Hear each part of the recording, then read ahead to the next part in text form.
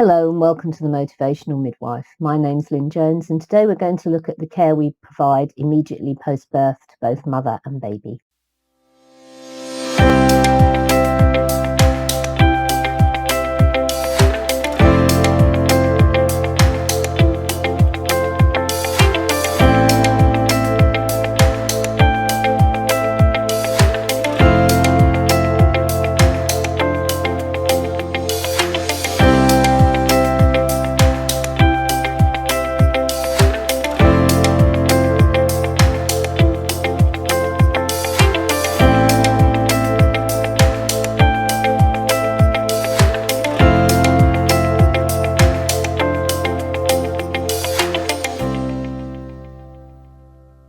So let's have a look at the care we give immediately post-birth. So we'll go through each of these things individually and go in a little bit more detail. But there's lots of things we do, but these are some of the key things that we need to do within that sort of post-birth period while she's still in the delivery room and before she's either gone home or to the ward. So let's look at our first one, checking the perineum and vagina. It's important really that you have got a good light source, that she has got adequate analgesia, and she may need to be in lithotomy really for you to actually examine the perineum adequately and make sure that that tear is not what's called a third or fourth degree tear, so it's not extended into the rectal mucosa or the anal sphincter has not been damaged at all. So as I say, it may be necessary, not always necessary, but it may be necessary or advisable to have her in lithotomy while you examine her. But I would say of all of these things, adequate analgesia is the most important. This whole area is going to be very sensitive. She's just delivered a baby, so we need to make sure that she has got adequate analgesia, and particularly if she requires suturing as well. If in doubt when you're examining the perineum, then obviously always get a second opinion. If you think even if you think it's a deep second degree, it's always worth just getting a second opinion from a registrar, just to make sure that you are not missing a third degree tear, because the implications of missing a severe tear for the woman can be really quite extensive. So, this is fairly basic stuff. Make sure, she's just delivered a baby. She's going to be sitting in liquor, possibly feces, in the blood. Get those dirty pads and sheets out from under her and put her on some fresh linen. Even, I would say, even before you've checked the perineum, get all that mucky stuff out so she's at least more comfortable. And also this will help with her skin integrity. The more she's sitting in wet, damp sheets, that's going to affect the integrity of her skin if she's left on there for any length of time, particularly if she has other risk factors like increased BMI, or her mobility is reduced because she's got an epidural that's very dense and she can't move very well. Your maternal observations, and we have these in different videos, but it is important that once she has birthed her baby, that we do a set of observations to make sure that they are sitting within her normal range. And remember, it's her normal range may be slightly outside of our normal range because of the physiology of pregnancy. So just make sure you've undertaken her blood pressure, her pulse, her respiration rate particularly, because remember from other videos we've said the respiration rate is one of the key signs that will tell you something is not right. Particularly if she is losing blood from anywhere, her respiration rate is likely to raise before any of the other signs are very much affected, and likewise for infection. Her temperature and her oxygen saturation levels. So make sure that you do a thorough examination of the mother to make sure that she is stable and fit and well. And for the vast majority of women, they will be absolutely fine. But it is important that we do those baseline set of observations post-delivery and make sure that they are sitting within what is normal for that particular woman. And then she might need some assisting with feeding. Don't assume just because she's artificially feeding that she won't need help to feed that baby, particularly if she's a primate. She may never have held a baby or bottle fed a baby before. But most of the women that require more assistance tend to be help with assisting with that first breastfeed. And we will do a separate video on breastfeeding and assisting women with breastfeeding, but be sensitive, use your BFI guidelines for assisting with feeding, use your CHIN and acronym, so the baby is close to the mum, the head is in line with, the head's free to be able to move, and that it's in line with the spine, and the nipple and nose are abutting each other. So the chin will be the first thing that hits the breast, but we'll go into that in much more depth in a different video. And then importantly, once you're happy that she is stable, the baby is okay, give them time, give them some refreshments, tea, toast, soft drinks if that's what they would prefer. And just make sure that she has her call bell so she knows that she can get hold of you. Make sure she knows what she needs to press the bell for. So if she feels her blood loss increasing, if she feels unwell, if she has any concerns with the baby, all of those things that you would want her to ring the call bell for. But then give them some space. And that's a good time for you to then just take a slight step back and complete your documentation. So let's look at what we do with the baby. And again, we'll do the same. We'll go through each of these things individually in a little bit more depth. So first of all, we facilitate skin to skin. So in the vast majority of cases with a vaginal birth, even if it's an instrumental birth, the baby is delivered straight onto the mother's abdomen, unless she has declined. And there's very good reasons for this. I mean, there are a lot of reasons that skin to skin is good, but these are some of the key reasons. And from a physiological perspective, it helps regulate the baby's heart rate, respirations and temperature. So it's very, very useful in helping that baby make that transition from intrauterine life to extrauterine life. It also aids with the bonding as you get a lot of oxytocin release. And it helps in initiating breastfeeding. But even if the mother is choosing to bottle feed her baby, I would still recommend encouraging her to have skin to skin for these other physiological reasons. It's not just about helping with breastfeeding. It's much, much more than that. And wherever you are, you can try and do that. Often in a lot of places, particularly with elective caesarean sections, they will facilitate skin to skin in theatre. If it's an unplanned caesarean section, then it will be, depending on the reason for the caesarean section and the condition of the baby, how quickly you can facilitate that. If the mother is not keen to have skin to skin, then skin to skin with the father is not quite as good as skin to skin with the mother, but it still is good for both the father and the baby. So thinking about our primary resuscitation. And when we use the word resuscitation, we always think, oh, the baby must have been in a terrible condition. And so really perhaps primary resuscitation is not the best way to describe this. But we do this with pretty much all babies that are born.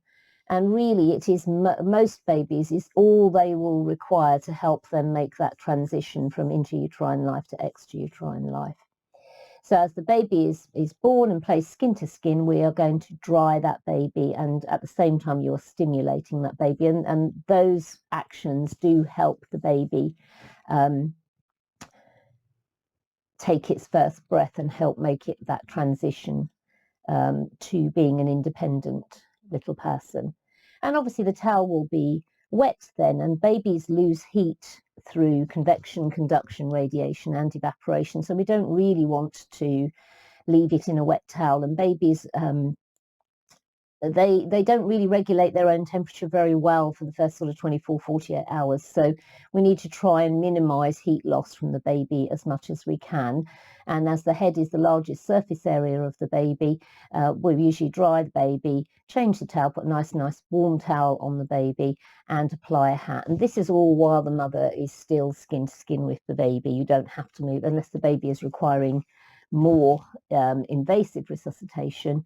Then this is sufficient for probably, I'd say 99% of babies will respond to this. They will need very little more than this in terms of helping make that transition. And we think about our APGAR score. Now, our APGAR score was developed by someone called Virginia APGAR many years ago. And really, it's a very subjective score, and we tend to be doing it retrospectively. It's done at 1 minute, 5 minutes, and 10 minutes, and it's really just telling you whether that baby needed resuscitation and how much it did. And you're not going to hang about to wait. It's fairly obvious if a baby needs more than primary resuscitation. But looking at the elements within the APGAR score, so you're looking at the activity or muscle tone. So is the baby born very floppy? And sometimes they are, and that might be due to some of the drugs the mother might have had in labour, or it may be that they've been compromised, or it may have been a very rapid labour. Or they might have some flexion in their limbs, or you've got a very vigorous, active baby, and they will be scored 0, 1 or 2, and ideally you're trying to get as close to 10 as possible. And their heart rate, obviously, if it's absent, they won't score anything, but again, you're not going to wait to do something about it for that minute to discover there is no heart rate. You would be getting on and dealing with it straight away. Response to stimulus. So when you're drying your baby or the baby, you're giving that baby a nice vigorous rub and so that is the stimulation. Is it making any response to it at all? Is it doing absolutely nothing, or is it doing a little bit of this, or is it crying when you're doing that? So it's a good response to stimulation. Now, all babies are born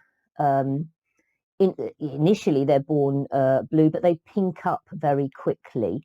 A pale baby is not a well baby. By 5 minutes or by a minute, they often are very pink, but their extremities are blue. It isn't often, I would say, at 1 minute I've seen babies that are completely pink and no cyanosis anywhere. And respiratory effort, again, drugs may affect this. So if they've had any opioids, that they may require some assistance to make that sort of respiratory effort. So are they making any effort to breathe at all? Or are they just making the odd sort of noise? Or are they crying vigorously? Right, so when the mother is ready and we've managed to facilitate as much of that golden hour as possible, and there will be pressure on you to try and move things along, I'm sure. But if we can facilitate that golden hour, then we should try. And when the mother is ready, we can weigh the baby. And I always get the fathers to take a picture of the baby on the scale so they have a record of the baby's weight that is there. It is very easy, excuse me, when you are tired and you're feeling under pressure and to get everything done quickly, for figures to get transposed. So say, for example, your baby is weighing 3280 kilos. In a rush, you could write 3820 kilos. And that can cause huge problems later, because it will appear that the baby has lost a phenomenal amount of weight when it is weighed again. So if the parents have a record of what the birth weight was, and I mention this because this is exactly what I found many years ago with a baby in the community, and there was no way of proving that this is what had happened, because the documentation within the hospital said the same thing across the board, but it completely destroyed the mother's confidence in her ability to feed her baby, because the baby seemed to have lost a phenomenal amount of weight. And certainly the day one when I visited her, I remember commenting to the mother that the baby didn't feel as heavy as I would have expected for the weight that was given. But all the documentation said in my opinion, the incorrect weight. So if the parents have a record of the baby's weight, then should that happen, they can actually fight their corner quite nicely. Take a head circumference on the baby. Remember, this is going to be affected by things like moulding and type of delivery, but it does give you, you're expecting the head circumference to be in a normal term baby to be somewhere between sort of 34 and 37 centimetres. If it's very much, if you've got a 4-kilo baby with a very small head, you might be concerned. And likewise, if you've got a small baby with a very large head, you might be quite concerned as well as to what the cause of that might be. And then do your thorough top to toe examination, which is available in a different video in more detail. And then if the parents have chosen to have vitamin K, then that would be the point that you would give vitamin K. So vitamin K is now it is given, or certainly offered to most babies by injection. It's given to prevent a very rare disorder. About 1 in 10,000 babies have something called vitamin K deficiency bleeding, or it used to be called hemolytic disease of the newborn. And really this disorder is that the baby's blood doesn't clot properly, and they have very low stores when they're born, and it takes a while till they get established feeding before they have good stores. And for most babies, that's not a real issue. The problem is we don't always know which babies are going to have hemolytic disease of the newborn and which babies aren't, although there are some risk factors that would make the baby more likely.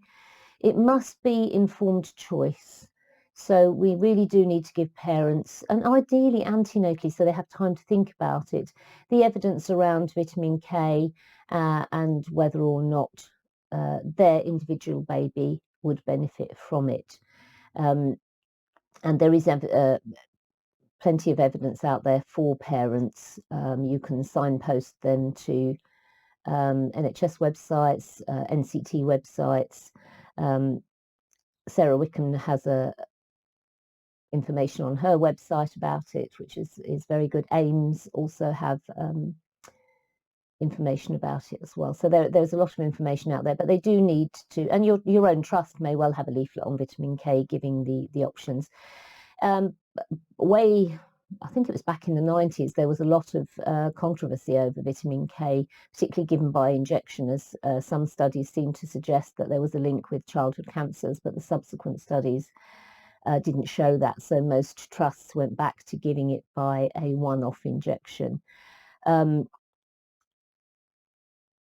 It's offered by injection because that's a one-off dose. It's given, and then the baby has had a set dose. It can also be given orally. However, because it's a little bit more problematic with oral, usually, particularly if the baby is breastfeeding, it would be or certainly offered a dose at birth, at a week, and at a month old for an oral preparation.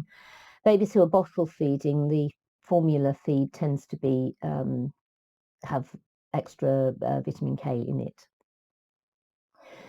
So babies, how would you know if a baby had got hemolytic disease in newborn? Well, it may have, it may present, oh, I'm sorry. It may present with a lot of bruising, particularly around the head and face.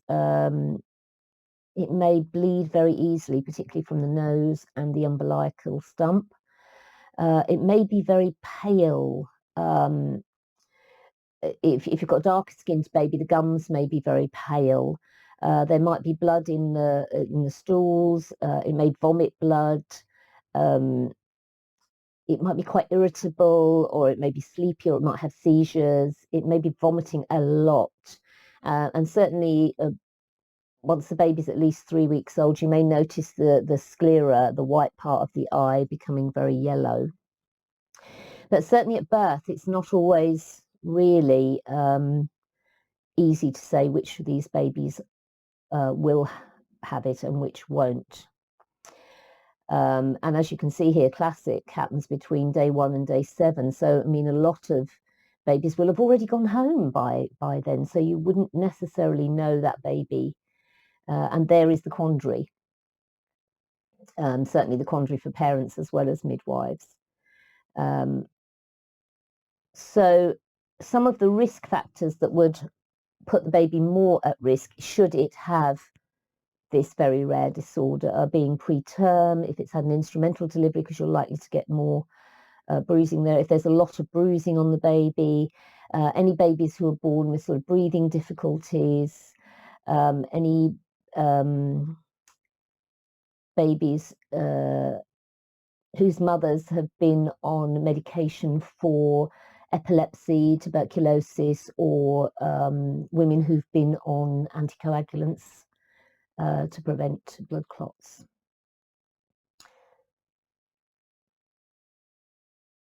But again, most importantly, it really needs to be the parent's choice.